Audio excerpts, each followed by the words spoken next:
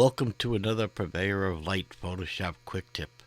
Today we're going to approach a subject that befuddle a lot of people or scare people off is the biggest problem with it is because they're afraid of it and don't understand it, and that is luminosity masks.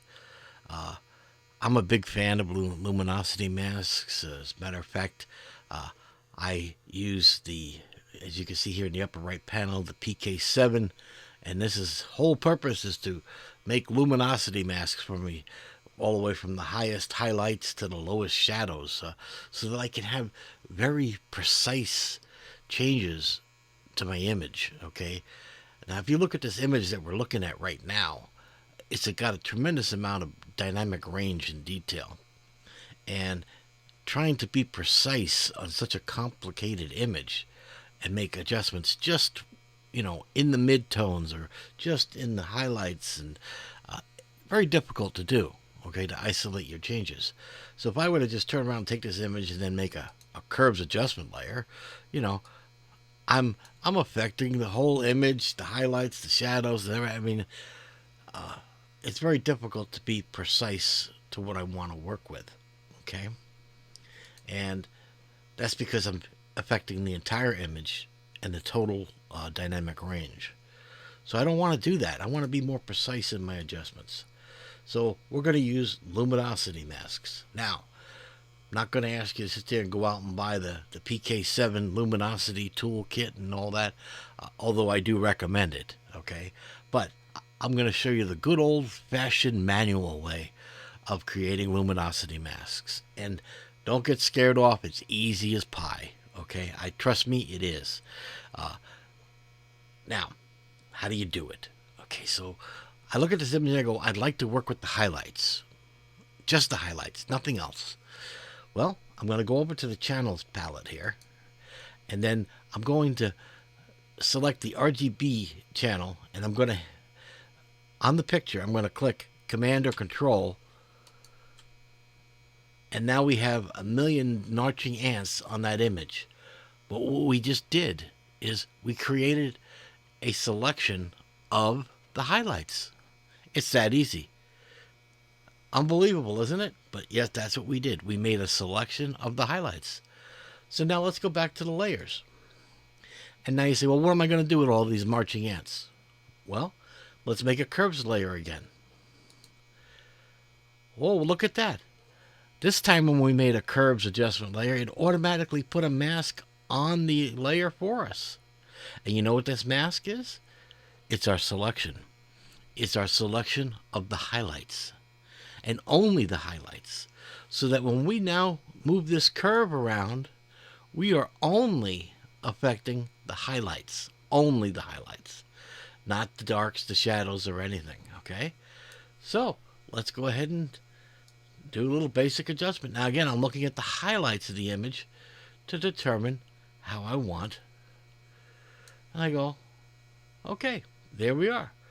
I've got my highlights before and the after. You can see how my adjustments now are more like a scalpel and less like a sledgehammer effect. And I can be very precise on what parts of the image I'm affecting.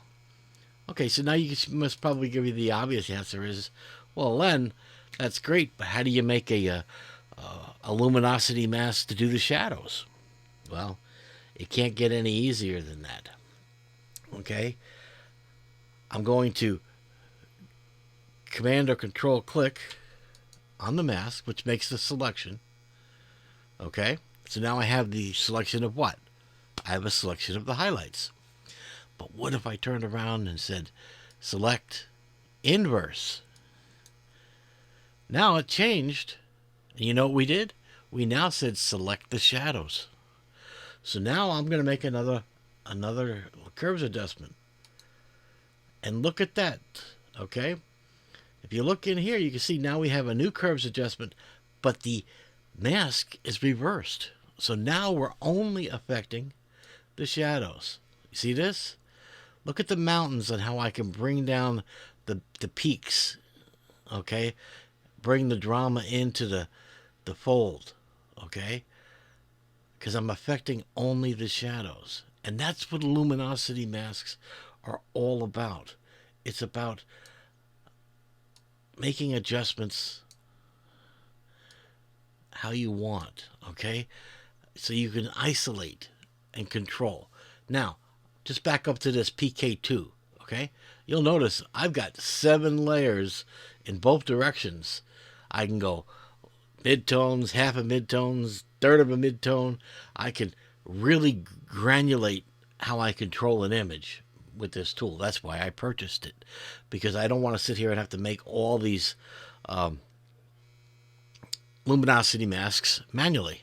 I can, but I just don't choose to do all that work all the time. But as you could just see, I just showed you now how to manually make a luminosity mask. Okay? And that's it. It's that easy. So if I turn around and I now take these 2 images here, layers, and I put it in a group, and now if I turn the group on or off, look at the effect that is done. There's the before image, okay, out of the camera, and there's the after effect. And that's how you get a precise edit, and you can turn your photographs into really a piece of art, okay, by controlling the details. All right, so that's it for this week. Hopefully you found it useful, and don't be afraid of luminosity masks. I showed you it's as simple as going to the channels and just control and command clicking on that picture, and you have made a luminosity mask of the highlights.